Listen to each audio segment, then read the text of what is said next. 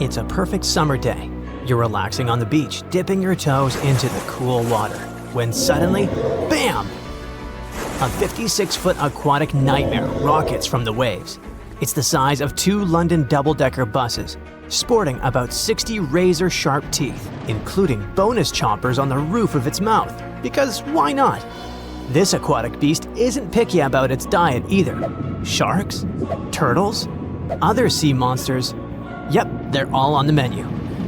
Meet the Mosasaur, a group of marine reptiles that ruled the oceans millions of years ago.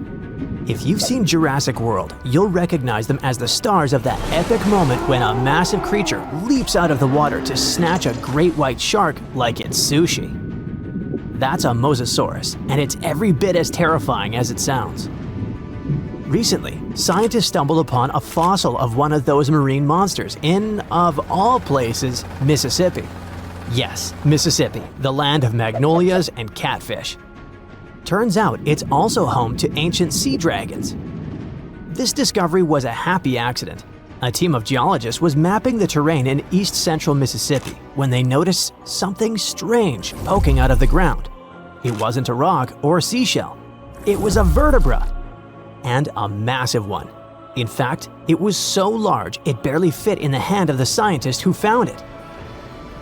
The fossil likely belonged to the largest known species of mosasaur, the Mosasaurus hoffmanni. Now, the biggest mosasaur ever found clocked in at a staggering 56 feet long. This new specimen hit a solid 30 feet at least, and while it might not break the world record, it certainly makes the crown for the biggest mosasaur ever discovered in Mississippi. Fun fact, that's still longer than the average RV, and with way worse gas mileage.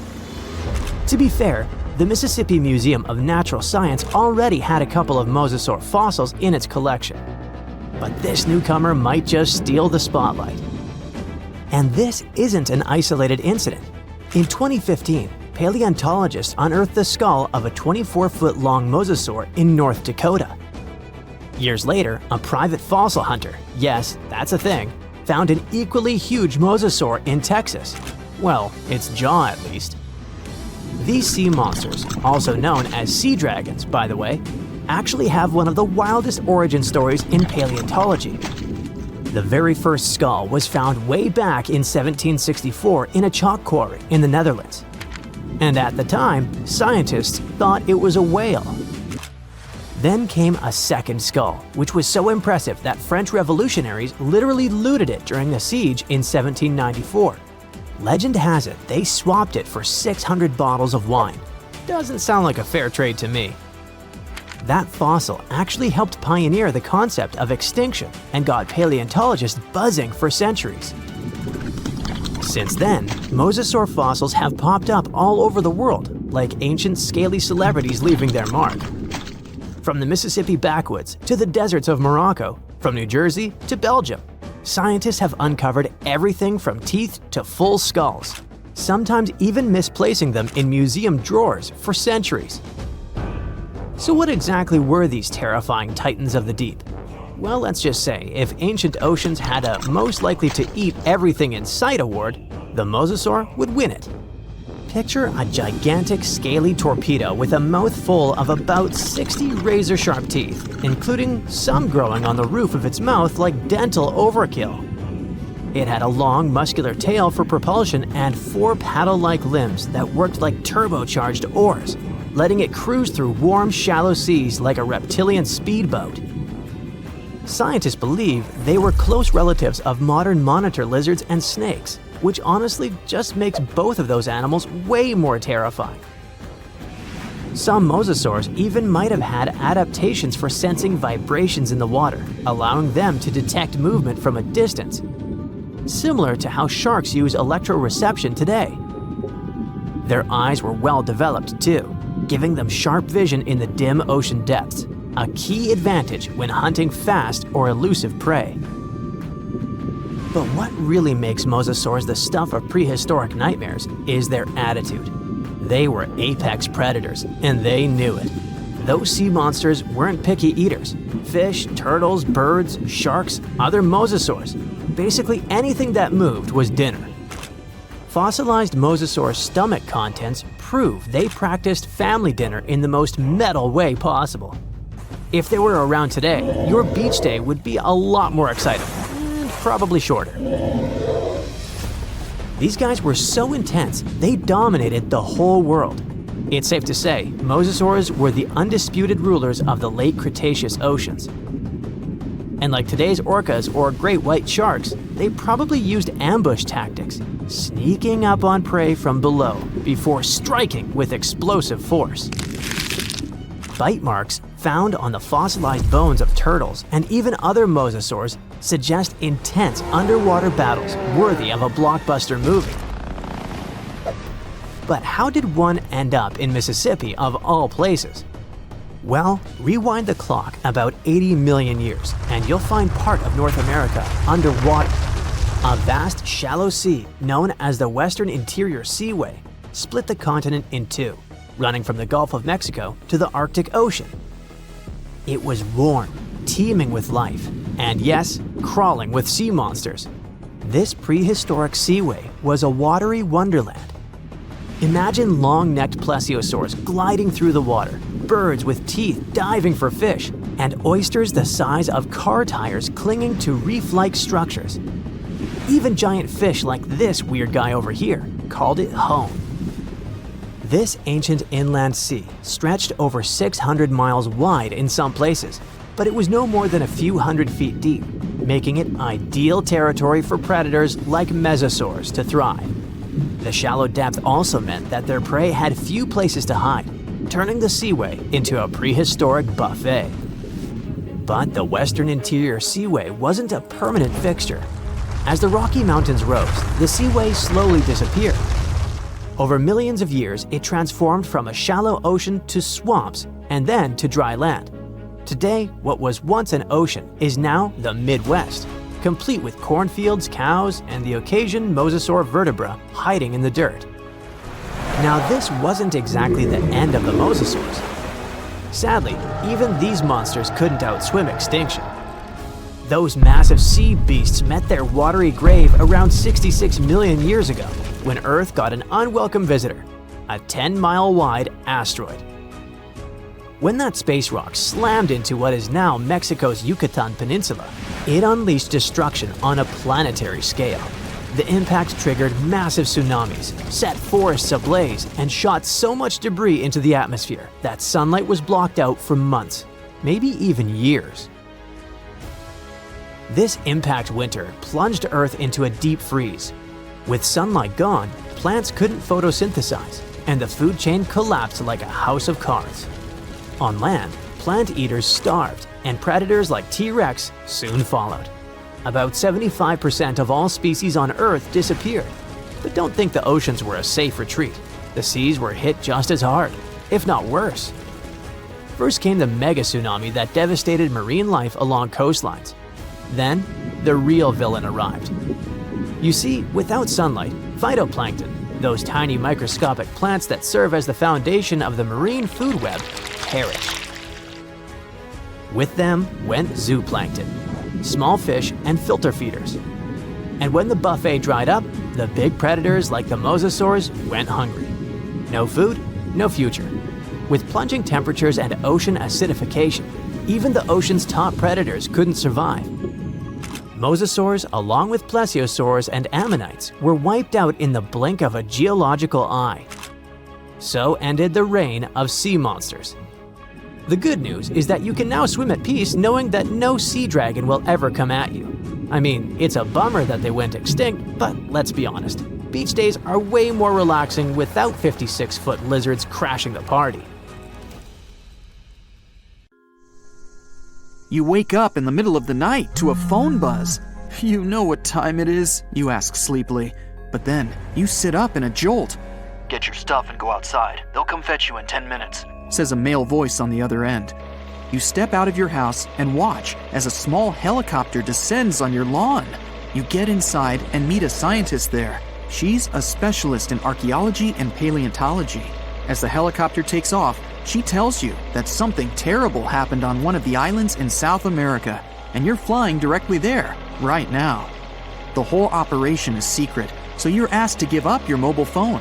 The helicopter flies far beyond the night city and lands at the airport. From there, you transfer to a plane and fly to the coast of South America. You land on a small island, and a guide ushers you to a jeep waiting nearby. For several hours, you and other scientists drive through the hot jungle. The road ends, and you continue your journey along a narrow path. You notice that the further you go, the quieter it gets. The birds don't sing, not even the leaves on the trees rustle. The jungle finally ends, and you find yourself on the coast. There are many tents with scientific equipment, people, and cars. Several people in black suits lead you toward some fallen trees. You end up in the middle of a large trench that leads to the ocean. The trench begins in the forest, right at the fallen trees. Judging by its size, a train could have passed here, but the truth is much scarier. After some research, you tell people the creature that left such a trace became extinct about 60 million years ago. The creature that uprooted so many trees is the largest snake that ever lived on Earth. You and the others must find out how this reptile managed to survive and where it is now. Titanoboa usually lived in tropical forests near swamps. Apparently, the island is its home, but now something has forced the snake to crawl away into the ocean. You carefully examine the trench, then the fallen trees, and declare the snake was not alone. It was fighting something as big as itself. Everyone looks at you in shock, and the next moment, a deafening roar comes from the water. Breaking the ocean's surface like a monstrous dolphin, a Mosasaurus emerges from the deep. A huge reptile that lived from 145 to 65 million years ago in almost all waters of the world. It looks a lot like a crocodile, has smooth, dark scales, a fin at the end of its tail, and flippers instead of legs. It measures 55 feet long, which is about the size of a 5-story building, and weighs like half a subway car. And this huge dinosaur is coursing the waters near the shore right now, in front of you. With its large fins, it creates waves that wash away several tents on the shore. People on the island scatter away in all directions. Several ships and yachts are capsized. People on lifeboats are hurrying to the shore. Mosasaurus was one of the most formidable predators, not only in the sea, but also on land during the Cretaceous period. No creature dared to attack this monster, so their population spread all over the world. It wasn't used to feeling like prey, but now it seems the dinosaur has met a worthy opponent. The Mosasaurus dives back into the water as if running away from something. A few hundred feet away, you notice a long, smooth body of the Titanoboa. It's stretched out to full length and is swimming after the Mosasaurus. The snake is 42 feet long. This is 1.5 times more than a rail car. The biggest snake on the planet comes to grips with the scariest underwater dinosaur, and you're standing witness. The Titanoboa wraps itself around the sea predator and drags it to the shore. With its flippers and fins adapted to the sea, the great dino will be at a disadvantage on land, but it has lungs, not gills. It needs air to breathe, so the fight continues. Both the snake and the lizard end up on the shore. You're watching them from behind the trees nearby. The snake squeezes its opponent hard and is winning, but the Mosasaurus manages to push the Titanoboa's head to the sand with its flipper. The snake lets the enemy go, and the Mosasaurus crawls back into the water because it's faster and more agile there than the snake. The Titanoboa slithers after its rival. The fight goes on underwater. The Mosasaurus manages to swim away from the shore and hide among the reefs and algae. Thanks to its dark scales, it's almost invisible there. The snake swims past, and the Mosasaurus jumps it from behind. Its powerful jaws are opening wide like a snake's. It clings to the opponent. The Titanoboa immediately reacts and wraps itself around the dinosaur. It bites the fin tail with its giant fangs. The two colossal animals are in a clinch now and don't know what to do next. The compressive force of the snake's grip is like the weight of the entire Brooklyn Bridge pressed onto a passenger car. The Mosasaurus is trapped, and it starts kicking and swinging its flippers. It begins to turn around its axis, wrapped by the snake. The rotation of two giant reptiles in the sea creates a huge funnel in the water.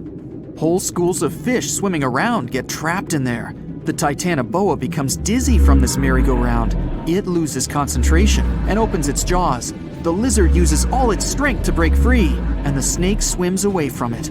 Now the dinosaur is chasing its opponent. The Titanoboa emerges from the water, not far from the shore. Helicopters fly around the island, recording the events. Yachts and small fishing boats sail to the site of the Battle of the Titans.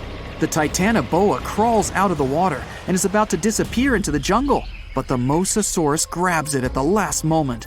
There are 2 rows of teeth in its upper jaw. One of them is located closer to the pharynx. This row allows the dinosaur to hold its prey, while the prey resists. The duel continues on land. The trees around the 2 monsters shatter into splinters. The Titanoboa wraps itself around the enemy, opens its huge mouth, grabs the dinosaur's tail, and begins to slowly swallow it. The Mosasaurus realizes the great snake's strategy and begins to thrash around. The snake blocks its movements, so the dino digs into the sandy beach. After a short while, a large pit appears beneath the monsters. The sand gets into the snake's eyes, and it lets go of the opponent. The Mosasaurus is again slowly crawling towards the water, and the Titanoboa is in no hurry to catch it. You can see the reptiles are tired. The Mosasaurus swims away from the shore and stares at the snake. From the shore, it looks like an enormous log. 2 eyes the size of a football gaze intently at the snake. The Titanoboa lies in the sand and breathes heavily. Then, it stretches to its full length and looks back at the Mosasaurus. The snake's long body slowly bends, its muscles tense. The reptile is preparing to lunge. The dinosaur is slowly heading toward the shore.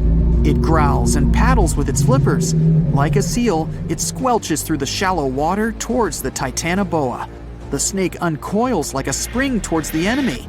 At great speed, 2 predators collide with their heads. The hit is so strong, they lose their bearings and move away from each other.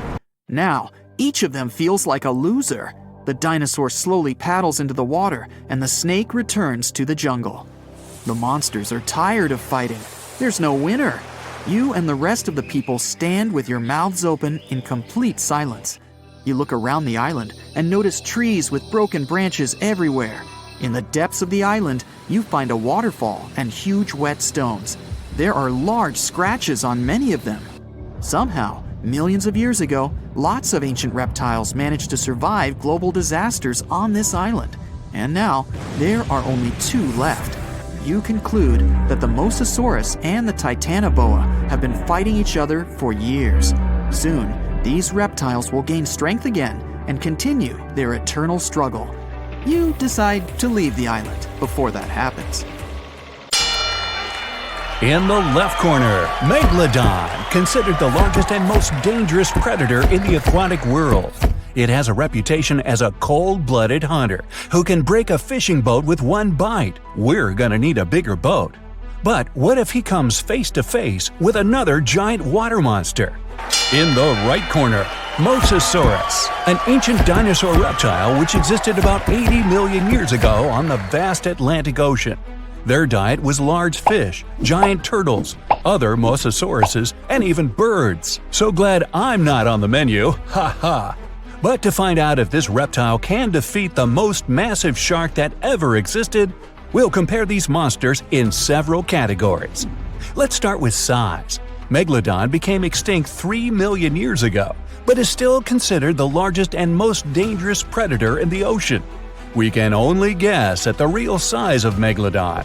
The only remains found of this giant shark are teeth and vertebrae. Kinda sounds like my grandma. She used to leave her teeth everywhere. But with the help of calculations and computer modeling, scientists have concluded that Megalodon's length could be about 50 feet. It's like a New York City subway car, except it won't try to eat you. Now let's have a look at the right corner.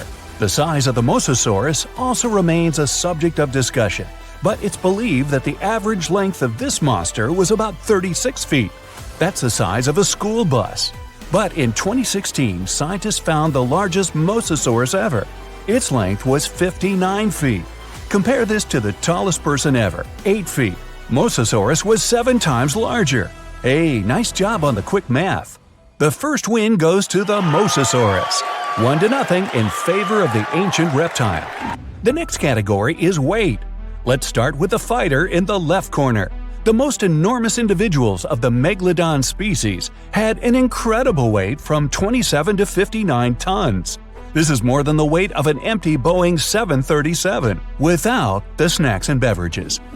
Although the Mosasaurus is longer, its weight isn't that much because of its body shape. Adult species could reach 14 tons, which is half the weight of a Megalodon. For comparison, an adult blue whale can weigh up to 100 tons or even more. But whales are not the peak predators like Megalodon and Mosasaurus. In this category, Megalodon wins and gets its first point. It's now 1-1. Let's move on to the next category, speed and agility. Megalodon wasn't the fastest fish on Earth. He could reach a speed of about 11 miles per hour. For example, the quickest sea creature is the sailfish. It can swim 68 miles per hour. But this didn't prevent Megalodon from becoming the top predator in the aquatic world. The average person only swims at a speed of 2 miles per hour. But the Achilles heel of Megalodon is agility and maneuverability. In fact, Meg is a 50-ton truck, so he can't turn and change direction quickly. If he's going to attack, he has only one chance to hit, because if he has to go for a second lap, his prey will have the opportunity to scoot. The exact speed with which Mosasaurus could swim is unknown, but scientists think he borrowed his swimming style from the eel. He would push off with his tail and steer with small side fins. This provided him with incredible maneuverability. In theory, this could help him jump out of the water, just like a scene from Jurassic World. But to know the exact speed with which Mosasaurus could swim, we need to find more remains of this ancient reptile. Right now, the point in the speed and maneuverability category goes to Megalodon. 2-1 in favor of the biggest shark of all time. Our next category is fighting instruments. First, we'll look at Megalodon's arsenal, his giant teeth. They were extremely sharp because of their triangular shape, and they reach 7 inches long. Megalodon's teeth are considered to be the largest that ever existed, and it had 250 of them. They were placed in 5 rows and could easily penetrate the thick skin of whales and other ancient creatures. In addition, the jaw itself was incredible. It was 6.5 feet wide. The average person could easily fit in there standing at full height. Boy, wouldn't that fall into the stupid selfie category. The muscle strength combined with the giant maw gave Megalodon one of the strongest bites on our planet. The primary tool of the Mosasaurus is the jaw. Its jaw held 40 to 50 sharp and massive teeth. They were conical in shape to penetrate even the thickest skin, like a knife through butter. And the jaw itself was similar to a snake's. So Mosasaurus was able to swallow colossal prey without even chewing. In some of the discovered remains of Mosasaurus, perfectly preserved remains of fish were found, and they were 3 feet long. The Mosasaurus head was a little over 2 feet long, and although this jaw wouldn't be enough to swallow Megalodon as a whole, it could bite off a pretty big piece of him, or even just rip off its tail. For this ultimate combat tool, the Mosasaurus gets the point. The score is tied 2-2. The last category is combat skills. Although Megalodon has a giant mass and sharp teeth, he reached the top of the food chain for another reason: intelligence. Scientists found many remains of whales with scars from Megalodon's teeth. These findings have helped to understand the hunting tactics of this giant shark. It turned out that Meg could find weaknesses in other marine creatures and knew where their vital organs were located. Other remains had many fractures. Apparently, the victim had experienced Megalodon's 50-ton ram. It could easily have broken through concrete walls. The whales didn't stand a chance. With the help of strategy and tactics, Megalodon could have handled prey much bigger than himself. He could attack the whale's tail and fins until he was completely immobilized. And then, when the victim was defenseless, well, like they say, dinner is served. Unlike sharks that love to ambush, Mosasauruses were quite aggressive. Scientists found many remains of the Mosasauruses with traces of teeth marks from their own species. Whether they fought for food or territory is unknown, but we know for sure that their fights were brutal. The remains had many fractures, but they didn't ram their victims. No, They grabbed its head and actively bit and struggled, breaking its bones. Such a technique is used by modern crocodiles. Also, the Mosasauruses had excellent vision, which gave them a chance to see the victim from afar and attack unexpectedly. Before we move on to the fight, a bonus round! Audience Sympathy Prize. Megalodon has appeared in many different movies, TV series, and comics, and each of its appearances has inspired fear in the audience. He really has a reputation as an ideal predator, and I would bet my money on him. Mosasaurus, on the other hand, doesn't have many appearances in popular culture, but the scene where he eats a great white shark in one bite surprised spectators around the world. So this dinosaur has the potential to become a star. This, of course, doesn't affect the outcome of the fight. Oh, there's the gong. Now we'll find out who will win this fight. Opponents meet in the waters off the coast of North America. Mosasaurus noticed Megalodon from far away and attacked first. However, his teeth are not big enough, and he barely hurts the Meg. Now, the giant shark is attacking the reptile. Mosasaurus is very agile, and he easily dodges the slow blows of the Megalodon. They break apart. It's time to change tactics, and Megalodon decides to go for a trick. Mosasaurus is a reptile, though a huge one. This means it breathes air and swims underwater only by holding its breath. Meg begins to descend deeper, luring Mosasaurus into a trap. In deep water, the ancient reptile feels uncomfortable and begins to make mistakes. Megalodon attacks fins and tail, depriving the enemy of mobility. Once the Mosasaurus loses its tail, the battle ends. Oops. Megalodon has again proved that he is the king of the seas, and he deservedly stands at the top of the food chain. So imagine stumbling upon a creature so huge it could dwarf even the largest known marine animals today. Scientists discovered the fossils of this beast on England's coast and believe it once ruled the waves. The new species was named Ichthyotitan severnensis, but thankfully for me, scientists nicknamed it the Little Stock Monster. Its estimated lengths range from 72 to 85 feet long, almost as big as a blue whale. Megalodon can't even compare to this. It was only about 60 feet long. And what's crazy is that this fossil we found wasn't even an adult, so who knows what their actual size was. The first piece of the Little Stock Monster was discovered in 2016 in the Westbury Formation. Researchers found a 3-foot-long jaw part that belonged to an unknown species. For years, this single fragment had been driving them crazy because they had no idea what that animal was. Then, in 2020, a miracle happened, of sorts. A father with his 11-year-old daughter found the second piece of fossil on a beach. This discovery led to more findings. Finally, in 2022, the last piece of the literal jaw puzzle was found, buried along the Somerset coast. This leviathan belonged to the Shastasaurid family.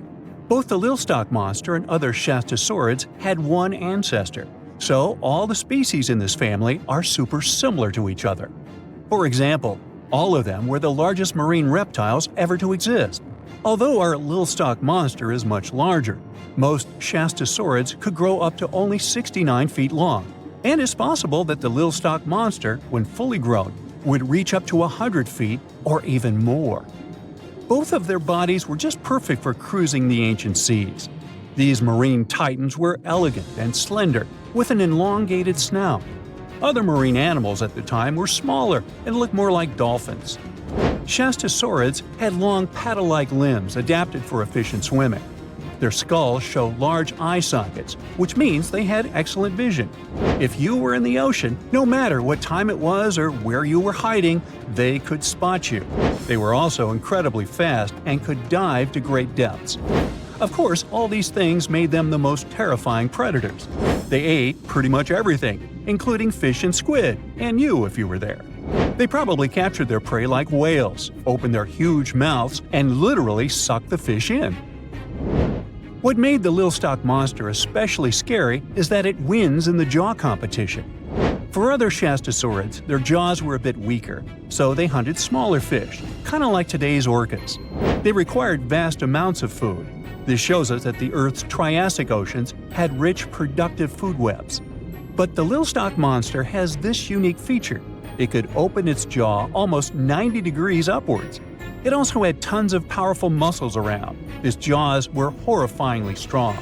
So while others were hunting some squids, the little stock monster probably hunted large fish and even other marine reptiles. Fossils of Shastasaurus have been found everywhere in the world, from North America to Asia. This means that these creatures dominated and terrorized the oceans for millions of years, although even they weren't completely safe from scavengers. And that's exactly why we struggle to find these fossils now. Scavengers didn't leave any remnants of them. So, while we have some fossils of this marine family, they mostly remain a mystery for us. They lived in the oceans about 200 million years ago, in the late Triassic period. The Earth looked completely different back then. All continents were united in one Pangaea, a huge landmass. Some parts of this supercontinent were covered with lush conifer forests, while others were dry deserts and open prairies. It was before the famous Jurassic period, but there were already first pterosaurs and amphibians. It seems like those monsters were crazy resilient. The Triassic period was super unstable, but they survived through many changes in the environment. Well, until the last one. The Triassic extinction came out of nowhere. It was one of the Earth's big 5 extinction events. It wiped out almost all species on the planet, including these leviathans. It's still not clear what happened exactly, but it looks like there was a huge tectonic activity. Volcanoes in the oceans were going crazy back then. These massive volcanic eruptions have probably altered the climate and ocean chemistry, leading to the extinction of many species. Scientists have a theory that it might have happened because there was a rain of comets flying to our planet from the Oort cloud. This likely happens about every 200 million years or so. I wasn't around then, so I'm just guessing here.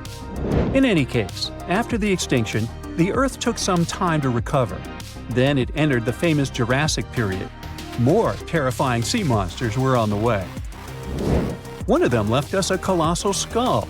This fossil is 150 million years old, and it also belonged to a sea beast from Jurassic times. They called it the Sea-Rex. The name is very fitting. This monster could have broken a car in half with one bite. It was also discovered accidentally.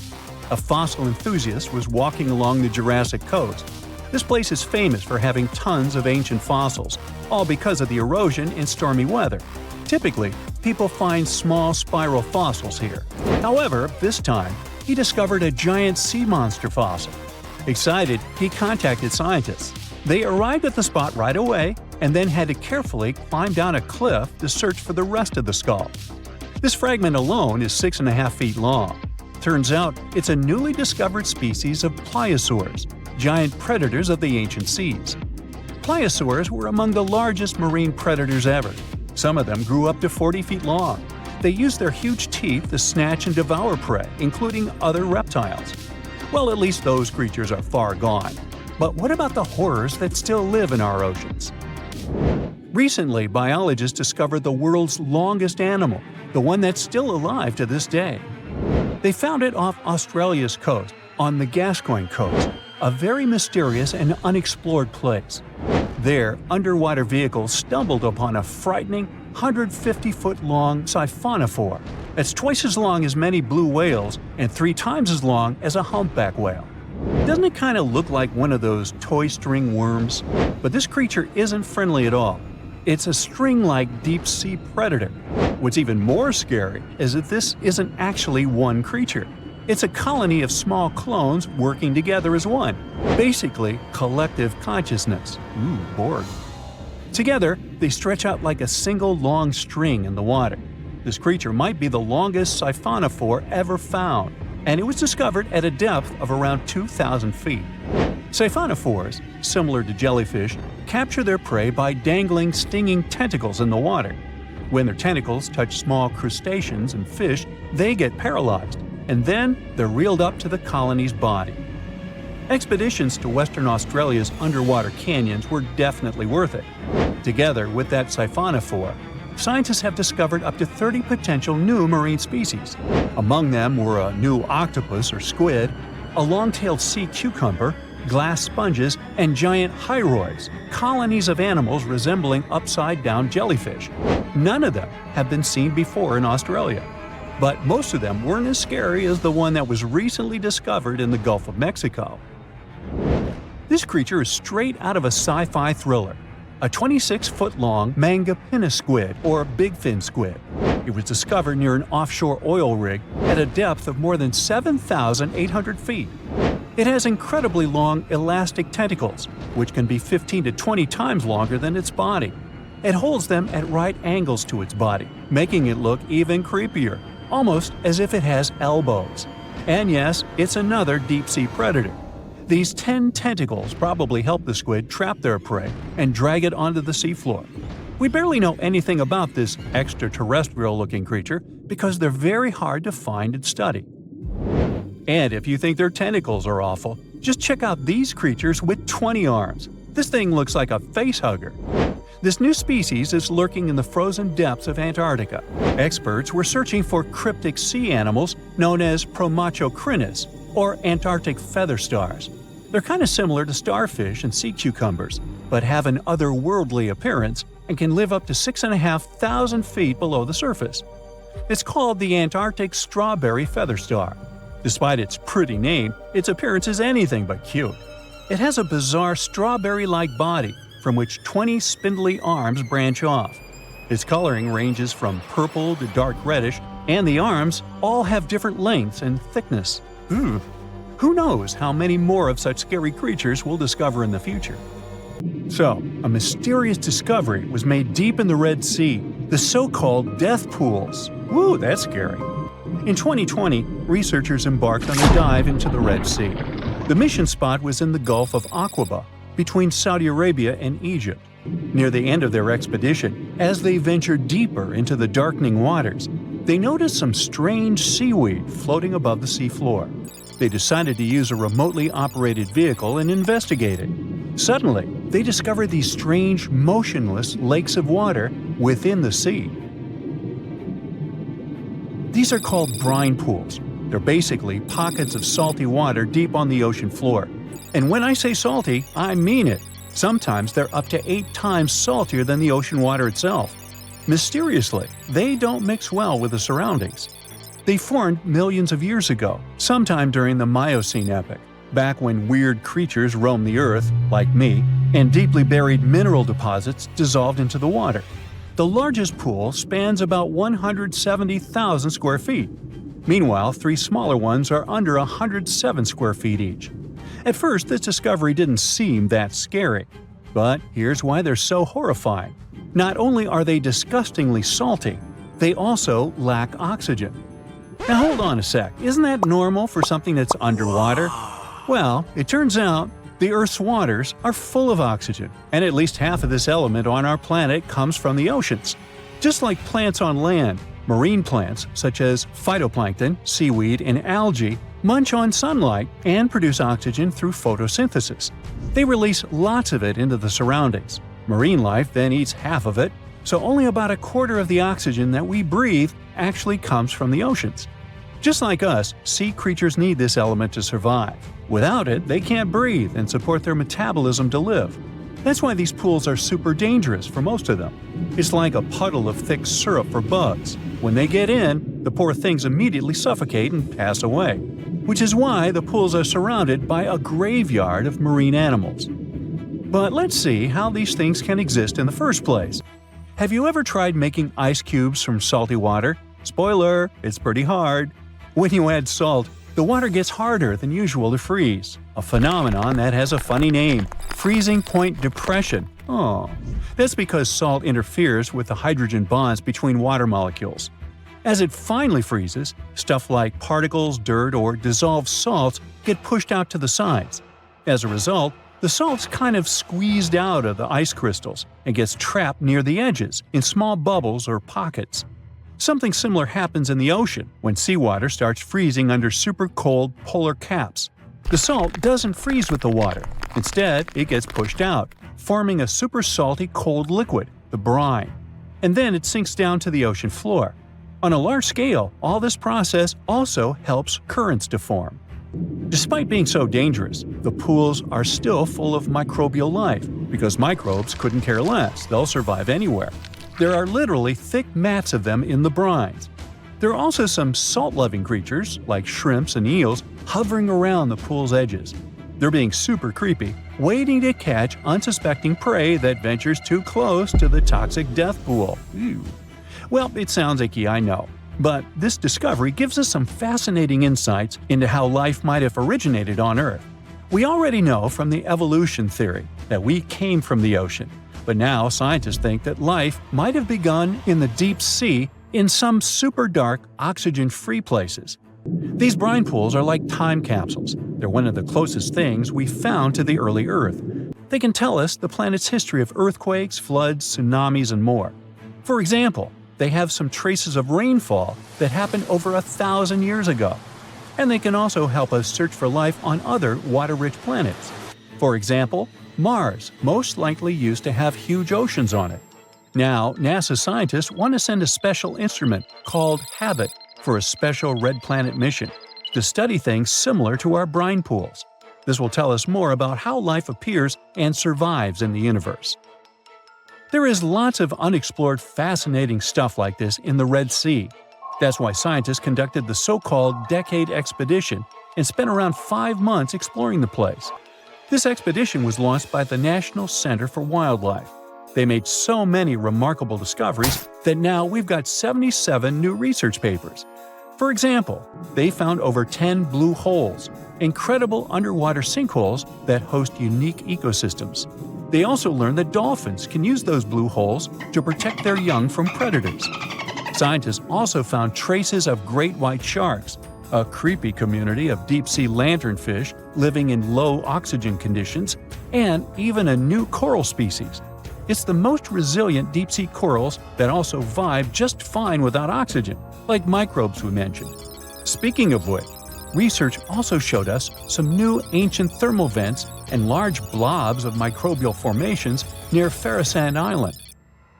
Now, can you believe that with all that, we only explored 5% of the ocean? It's divided into several layers based on depth. Each layer becomes darker and more isolated from sunlight as we go deeper. The places that no sunlight can reach are terrifying. Now, the fun, cute layer with dolphins and turtles is called the epipelagic or sunlight zone. It's so tiny, but even this layer is about 650 feet deep. Then we have the mesopelagic or twilight zone.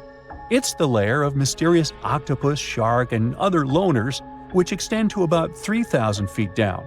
And then the horrors begin after this one. We encounter the bathopelagic or midnight zone. It extends to 13,000 feet below the surface, about a half of Everest above you. Here we have the famous poor blobfish, squids, and anglerfish.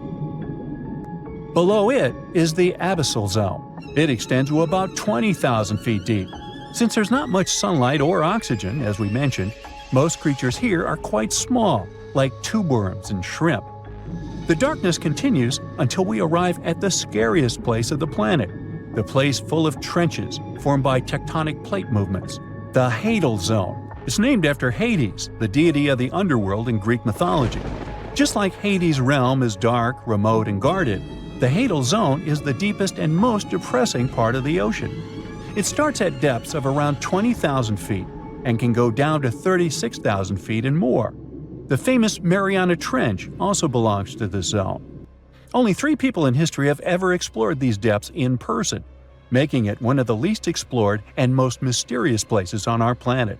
However, despite crazy high pressure, near freezing temperatures, and complete darkness, there are still things who manage to survive here. Guys like amphipods, which are critters who feed on dead material sinking from above, and the Hadal snailfish, which lives as deep as 27,000 feet. So scientists used to assume that if there's no sunlight, there wouldn't be that much oxygen around. But one day, a research team decided to measure the levels of oxygen in one of those deep zones. Surprisingly, the levels were super high. They checked the equipment thinking that it was malfunctioning, but nope, all the sensors showed the same thing. Turns out the oxygen was somehow generated by rocks. These small potato-sized rocks on the seafloor are called polymetallic nodules. They're rich in metals like copper, nickel, and cobalt, and they're basically like small batteries. When you put a battery in salt water, it can produce bubbles of gas, a process called electrolysis. In the same way, these rocks create tiny electric currents, which are powerful enough to produce the same gases, splitting water molecules into hydrogen and oxygen. It's the first time we saw oxygen being produced by some non-living minerals. This is what scientists now call dark oxygen. It turned out that about half of large marine species, or megafauna, were living just on dark oxygen alone. All these discoveries are reshaping our understanding of where and how life could evolve. It means that we might be able to find life on other planets or satellites with low oxygen conditions, like Enceladus and Europa, the moons of Jupiter and Saturn, and they have large bodies of frozen water on them. Wow! There are plenty of fish in the sea. Some of them look totally like Nemo or Dory. Then there's the butterfly fish and fancy guppy, which is indeed really fancy. And then there's… what on earth is that? I would definitely not pay for a diving experience to see this guy. The anglerfish has the unofficial title of the ugliest animal in the world, but I wouldn't dare to break that news to it. There are more than 200 species of anglerfish currently swimming somewhere in the gloomy depths of the Atlantic and Antarctic Oceans, up to a mile below the surface. Some of them prefer different living conditions, the shallow tropical environments. Different kinds of anglerfish vary in shape and size, from the famous black sea devil to frogfish, monkfish, footballfish, goosefish, batfish, and sea toad. The larger ones can be half as long as a full-sized bed, but most are less than a foot long. Since the choice of meals where these guys live isn't that huge, they had to come up with a unique hunting strategy. They don't waste their priceless life energy on following prospective prey. Instead, they use a piece of dorsal spine that sticks above their mouths like a fishing pole, hence the name of the fish. There's a sac of bioluminescent bacteria that glows brightly in the dark at the end of that rod. The light lures prey, and all the anglerfish has to do is wait, and then enjoy its lunch delivered right to its mouth. Their bodies are pliable and huge, so they can easily swallow prey twice their size. Deep-sea anglerfish eat whatever they can find. Species that live in more shallow water aren't picky either, and can eat anything from shrimp to snails and small fish. Only female anglerfish have the cool fishing rod feature though. So what about their males? Finding a soulmate deep under the sea isn't that easy. I mean, literally, there's no light down there. Plus, there are frigid temperatures and low oxygen levels. Anglerfish can't afford to go on many dates in those conditions, so they mate for life. And before you go aw about it, I have to tell you, they do it in quite a special way. Male anglerfish are much smaller than their ladies. The contrast is so striking that when researchers first got interested in their love life, they thought those males were actually the offspring, or larvae, hanging out next to their moms. Certain anglerfish male species have receptors that alert them that there's a female nearby. After they mate, the male bites into his woman and stays attached to her head, belly, near her tail, and other areas he can access. While they morph together forever, the female fish gets the male's cells, DNA, and reproductive organs, but loses her immune response cells. The male gets free permanent housing and nutrition. Given the current real estate prices, it sounds like a dream. But that accommodation is shared by up to 8 males, and they can't move out if they ever feel like it. You're unlikely to meet this deep-sea fish in real life, but if you meet an anglerfish in your favorite video game, remember that you can easily outswim it and make it kinder to you with tranquilizing arrows. Once you befriend it, the anglerfish can be your scout and help you discover new areas with its bioluminescent pods. Back in the real world, down in the twilight zone of the ocean, about 650 to 3,300 feet down, the anglerfish isn't the only creature you're lucky you'll probably never meet. Many of the locals look like they come straight out of science fiction or horror movies, but that's because they had to adapt to this dark, deep world. I did my best to get you prepared for the creatures you're going to meet, starting with the common fangtooth. They spend most of their lives deep down, but at night, they move toward the surface to snack. These guys are more active than most other deep-sea dwellers. They don't wait for food to come their way, but actually follow it, and then get it with their long, hungry teeth. They don't have a built-in light bulb like the anglerfish, so they've developed a great sense of smell and use as much sunlight as they can get there in the depth to get around. Sometimes, even the shadow of a passing by prospective prey is enough for them to switch to action mode. And though they don't look too charming, they're completely harmless to humans if you ever run into one of these guys. Stoplight Loosejaw sounds like a great name for an alternative band, but it's actually another deep-sea resident with sneaky hunting habits. It has special light-producing photophores under each eye. They emit green and red light like a stoplight, hence the name of the fish. Unlike other fish, these guys hardly ever leave the twilight and midnight zones. Their lower jaw is a quarter of the total body length, and the stoplight keeps it open all the time, hoping to get some lunch. It looks like a ferocious predator, but mostly prefers zooplankton with an occasional dessert of shrimp, krill, and fish. I'm sure you didn't expect to meet a hybrid of an eel and a bird, but here it is! The slender snipe eel has a beak, much like that of a bird, with curving tips.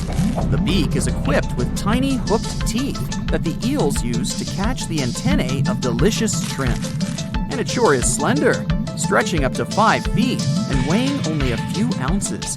Scientists don't know all of this guy's secrets, since it's pretty tricky to study in their natural habitat. But it looks like they only produce offspring once in a lifetime, and then pass away. Glass squids like to take it easy in life and literally go with the flow. They're filled with a solution which is lighter than water, so they don't have to make any effort to move around the deep sea looking for food and partners. These creatures are transparent, so they blend into any landscape and don't even cast a shadow while moving. Talk about a great survival tactic. If danger finds it anyway, it can transform into a lumpy ball, pushing its head and tentacles into its mantle cavity. It can also release ink into the mantle and go from transparent to black. The same ink can protect it against hungry whales and seabirds. Another tactic they use to scare off predators is to activate their light-emitting organs around their eyes. I'm getting hungry. Maybe I can snack on this sea cucumber. Ouch, it's moving! So I guess it doesn't belong in a salad after all.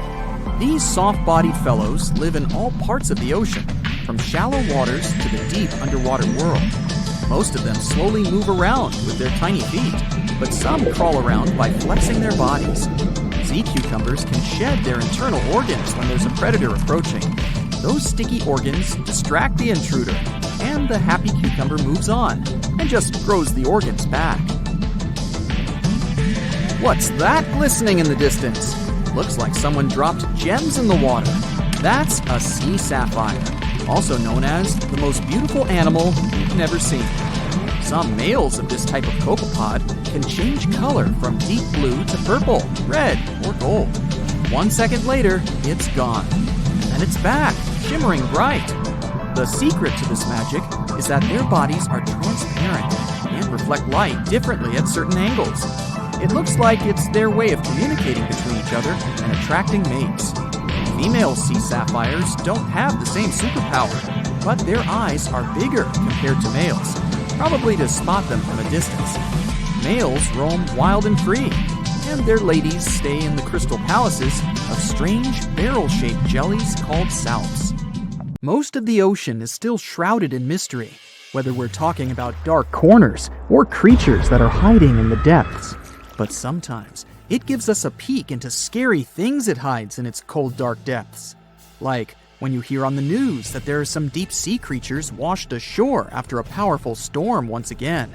Some just look weird, while others are real monsters that live at depths of more than 3,300 feet. The coldest and deepest parts of the ocean have created one specific phenomenon called gigantism. So, sea spiders, squids, worms, and many other animals, mostly invertebrates, or creatures without backbones, they're all way bigger and scarier than the versions we see in the more shallow areas. In the Pacific depths, you can see a sea sponge as large as a minivan. Or what about the colossal squid that lives in subantarctic waters and is nearly 14 times longer than the arrow squid, a type that mostly lives in New Zealand? Researchers found many of these underwater monsters in the abyssal zone of the ocean. Back in 2021, the researchers showed images of the giant phantom jelly. It was at a depth of 3,200 feet. Its tentacles were 33 feet long. Wow, I wouldn't like to face that one on the beach. It probably eats only small fish and plankton, but it can swim to depths of more than 21,900 feet. And down there, this giant jelly doesn't have enough food. How does it survive then? Scientists haven't figured it out yet.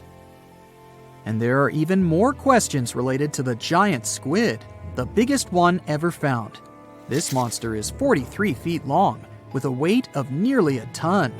Imagine if those tentacles would grab your car, or something like that. They would smash it like it was a toy. There's no light in the abyssal zone. Sun rays just can't penetrate that deep. So there's no algae or underwater plants there.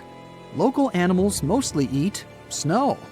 Marine snow is not like the regular one you build a snowman with. It consists of any small flakes or remains that fall from the surface of the ocean. Maybe even some leftovers that animals up there couldn't eat. So it's not much. But apparently, it's enough for very large creatures that hide deep down there, like giant squids.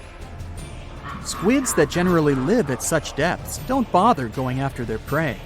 They just wait until the poor animal swims right up to their long tentacles and falls into a trap.